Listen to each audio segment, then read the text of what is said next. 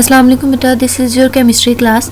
आप सबको पता है कि जैसे हमने फुल चैप्टर कंप्लीट कर लिया, थ्योरी हो गई, अब हम आते हैं एक्सरसाइज की तरफ। एक्सरसाइज में बेटा बहुत से क्वेश्चंस आपको ऐसे मिलेंगे जो कि आपके फर्स्ट टर्म के सिलेबस में से होंगे, तो वो आप जल्दी से कर लेंगे। उसके बाद जो बाकी वाले हैं वो भी जल्दी से कर लेंगे क्योंकि आपने याद किया हुआ है। ठीक है, अब देखिए सबसे पहले है आपका क्वेश्चन नंबर 1 जिसमें है MCQ है आपके पास। ठीक है, सबसे पहले क्वेश्चन देखिए, in which of the following changes nitrogen atom is reduced. Reduce कब होगी नाइट्रोजन? हम कहते हैं जब भी बेटा नाइट्रोजन की ऑक्सीडेशन स्टेट जो है वो कम हो रही होगी। कम होगी तो रिडक्शन हो रही होगी। अगर ऑक्सीडेशन स्टेट, ऑक्सीडेशन नंबर ज्यादा हो रहा होगा तो उसे क्या कहेंगे? ऑक्सीडेशन। यानी देखो जब भी ये फ्री स्टेट में है तो इसकी क्या है? ऑक्सीडेशन स्टेट 0 है ना, यहाँ पे भी, यहाँ पे भी, यहाँ पे भी, यहाँ पे भी। इसका मतलब है इसकी 0 से वैल्यू ना कम होनी चाहिए, माइनस में जानी चाहिए। जिस भी मतलब बेटा ऑप्शन में इसकी वैल्यू जो है माइनस में जाएगी, हम उसे कह देंगे कि यहाँ पे ये रिड्यूस हुई है। जैसे पहले वाला अगर आप देखते हो तो इसके साथ है ऑक्सीजन। ऑक्सीजन क्या होता है? -2, इसके ऊपर क्या आएगा? प्लस। इसका मतलब है ये नहीं है। यहाँ पे भी देखो ऑक्सीजन -2, इसके साथ क्या आ जाएगा फिर? प्लस। आपको पता है न्यूट्रल हो जाता है जब आप ऑक्सीडेशन स्टेट जो है वो कैलकुलेट करते हो, सम को 0 के इक्वल लिखते हो। अब ये वाला देखो जरा, सी वाले में हाइड्रोजन है। हाइड्रोजन पे क्या होता है? +1 को आप मल्टीप्लाई करोगे 3 के साथ, 3 आ गया, और साथ में आपके पास इस साइड पे क्या है? नाइट्रोजन है जो आपने फाइंड करना है। इज इक्वल्स टू, इसको किसके इक्वल लिखेंगे? 0 के इक्वल लिखेंगे। जब आप ऐसे करोगे तो ये क्या है? 3 हो जाएगा, उस साइड पे जाके क्या हो जाएगा? -3।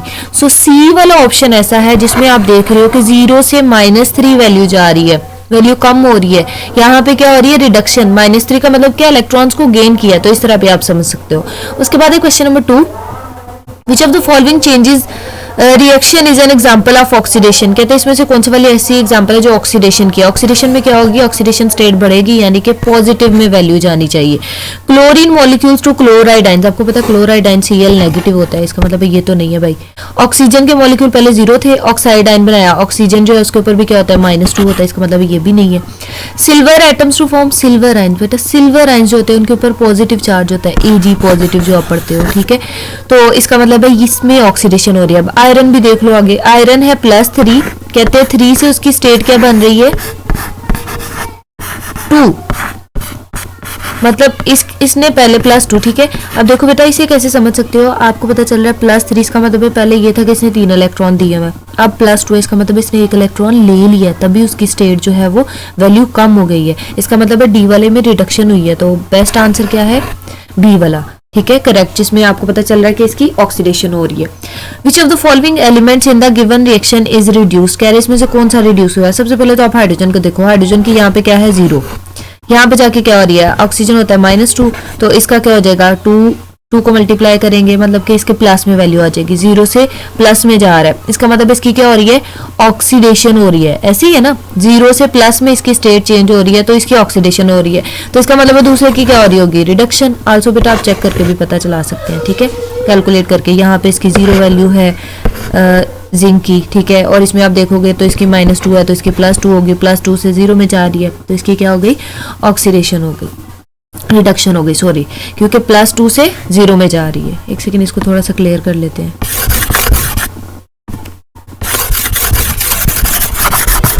उसके बाद आगे देखिए जरा, कंसिडर द फॉलोइंग रिएक्शन। आपको एक रिएक्शन दिया हुआ है जिसमें कह रहे हैं H2S + Cl2, इसे बन रहा है HCl और साथ में है सल्फर। ठीक है, उसके बाद बेटा आपको कह रहे हैं in this reaction H2S behaves as. H2S कैसे काम कर रहा है? सबसे पहले तो Cl2 को देखो, Cl2 की इधर 0 वैल्यू थी। ठीक है, यहाँ पे जाएगा तो क्या हो जाएगी? HCl है, हाइड्रोजन पे +1 होता है तो इस पे क्या होगा? -1। 0 से किस में जा रही है? -1 में। ऑक्सीडेशन नंबर कम हो रहा है, इसका मतलब है Cl2 की क्या हो रही है? रिडक्शन। जिसकी रिडक्शन होती है वो कैसा एजेंट होता है? Oxidising agent. इट मीन्स कि ये ऑक्सीडाइजिंग एजेंट है तो साथ वाला क्या होगा? Reducing agent. तो उसके बारे में पूछा हुआ है, H2S क्या है? रिड्यूसिंग एजेंट है। अब आगे देखें, the oxidation state of Cr in K2Cr2O7 is. बेटा ऑक्सीडेशन स्टेट आप कैलकुलेट करोगे तो आपको पता चल जाएगा क्या वैल्यू आ जाएगी? 6। Which of the following statement is not correct about galvanic cell. Galvanic cell के बारे में पूछ रहे हैं। गल्वानिक सेल कौन सा होता है? केमिकल सेल वाला, जिसमें आप कहते हो कि केमिकल एनर्जी चेंज होती है इलेक्ट्रिकल एनर्जी में। ओके, ये सबसे पहले आपने सेल किया था, जैसे आपने डैनियल सेल भी कहा था। ठीक है।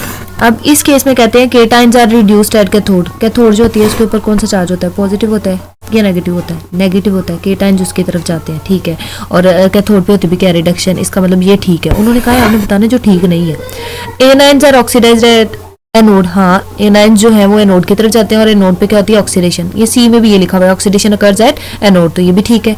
अब सी वाला क्या है, electrons flow from cathode to anode. बेटा आपने गैल्वेनिक सेल खोलें बुक से, आपको पता चलेगा। हमेशा जब भी हमने बनाया था तो हमने कहा था इलेक्ट्रॉन्स कहाँ से कहाँ आ रहे हैं, एनोड से कैथोड की तरफ आ रहे हैं। ये मेरे ख्याल में ताहिर ने भी बनाई थी, डायग्राम किसी ने बनाई थी, फिर ताहिर करेक्ट करने गया था और उसने इधर एनोड कर दिया उधर कैथोड कर दिया, तो दैट वाज आल्सो सेम।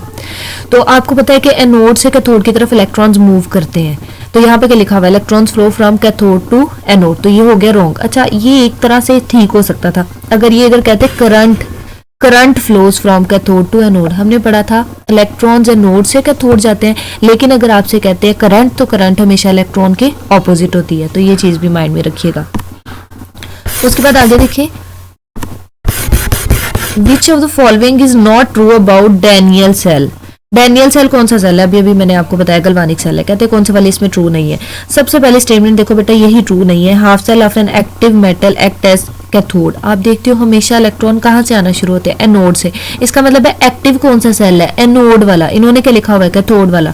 तो आपने बेटा यही बताना था कि कौन सा वाला ट्रू नहीं है। बाकी देख लो, बाकी को पढ़ के हमें पता चल जाएगा। कहते हैं half cell contains an element in contact with its ions in aqueous solution. तो आपको पता है जो सोल्यूशन आपने यूज किया होता है वो भी उसी के आयंस का बना होता है। जैसे जिंक का ये एनोड था तो हमने कहा जिंक आयन, ये भाई जिंक सल्फेट आयन हमने इलेक्ट्रोलाइट यूज किया। A salt bridge connect the two half cell, दो हाफ सेल थे है ना, उनको कनेक्ट किसने किया था, U shaped inverted salt bridge ने। उसके बाद spontaneous oxidation reduction reaction generates electricity. Spontaneous जो खुद ब खुद होता है, केमिकल एनर्जी को इलेक्ट्रिकल एनर्जी में चेंज कर रहा होता है, ये क्या है, स्पॉन्टेनियस ही है, जिसे हमने गैल्वेनिक सेल कहा था यानी कि डैनियल सेल कहा था। तो इसका मतलब बाकी सारे ठीक है। उसके बाद 8 वाला देखिए, which of the following do not involve electrolytic process. कहते हैं कि इसमें इलेक्ट्रोलिटिक प्रोसेस नहीं होता। जैसे इलेक्ट्रोकेमिकल इंडस्ट्रीज बेटा आपने देखी है, उसमें आपने कहा था आप लोग मैन्युफैक्चरिंग करा रहे होते हो, सोडियम मेटल की मैन्युफैक्चरिंग करा रहे होते हो आप, NaOH की, ठीक है। उसके बाद आपने कहा था रिफाइनिंग करा सकते हैं कॉपर की, उसके बाद आपने कहा था इलेक्ट्रोप्लेटिंग करा सकते हैं। ये 4 चीजें लिखी हुई थी आपकी बुक में। कहते हैं कौन से वाला नहीं है, रिफाइनिंग ऑफ कॉपर है, manufacturing of sodium from NaCl ये भी है, इलेक्ट्रोप्लेटिंग ऑफ स्टील आपने 3 तरह से देखी ये भी है, reduction of metal oxide by reducing agent. तो ये बेटा इलेक्ट्रोलिटिक प्रोसेस में नहीं होगी, क्योंकि ये तो रिडक्शन हो रही है, इलेक्ट्रॉन्स की पार्टिसिपेशन है, इलेक्ट्रॉन्स जो है वो ऐड हो रहे हैं। तो ये कैसा प्रोसेस हो गया, केमिकल प्रोसेस हो गया, जो कि गैल्वेनिक सेल में होता है। तो ये इलेक्ट्रोलाइटिक प्रोसेस नहीं है। तो आपसे ये पूछा हुआ था, आप बताएं कौन सा वाला नहीं है। गैल्वेनाइजिंग क्या होती है, ये आपने बेटा प्रिवेंशन ऑफ करोजन में पढ़ा है, सेकंड वाला पॉइंट था टिनिंग के नीचे। गैल्वेनाइजिंग का मतलब क्या होता है, coating with zinc. Which of the following is true for Nelson cell. Nelson cell के बारे में बेटा पूछ रहे हैं। नेल्सन सेल कौन सा सेल था जिसमें आप NaOH की सिंथेसिस कराते थे, ठीक है, NaOH आप कहते थे ब्राइन से, NaCl से कराते थे। ओके, तो कहते हैं sodium metal is produced at anode. बेटा एनोड पे कौन सा चार्ज होता है, एनोड की तरफ एनाइन जाते हैं, एनोड पे पॉजिटिव चार्ज होता है। सोडियम पे कौन सा होता है, नेगेटिव। इसका मतलब सोडियम तो इसकी तरफ नहीं जाएगा। आल्सो आपने देखा था कि NaOH की प्रिपरेशन में बेचारे सोडियम को तो कोई पूछता ही नहीं है, वाटर की प्रेजेंस की वजह से वाटर उधर होता है तो वाटर उसकी तरफ चल जाता है। तो ये तो हर लिहाज से गलत है। Chlorine gas is produced at anode. Chlorine gas जो है नेगेटिव चार्ज है और एनोड की तरफ कौन से जाते हैं, एनाइन से जाते हैं, है ना, ऐसे ही है ना, एनाइन से जाते हैं। तो ये वाली पॉइंट जो है नेगेटिव गैस क्लोरीन जो है, क्लोराइड आयन इधर जाएंगे और जाके गैस बना देंगे। तो यही आपके पास क्या है बेटा, करेक्ट आंसर है। उसके बाद अगला देख लेते हैं गलत कैसे। Hydrogen gas is produced at anode. Hydrogen जो है वो किस तरफ जा रहे होते हैं बेटा, पॉजिटिव वाले हैं। ये किसकी तरफ जा रहे होते हैं, ये जा रहे होते हैं कैथोड की तरफ जा रहे होते हैं। इधर इन्होंने लिखा हुआ है नोड।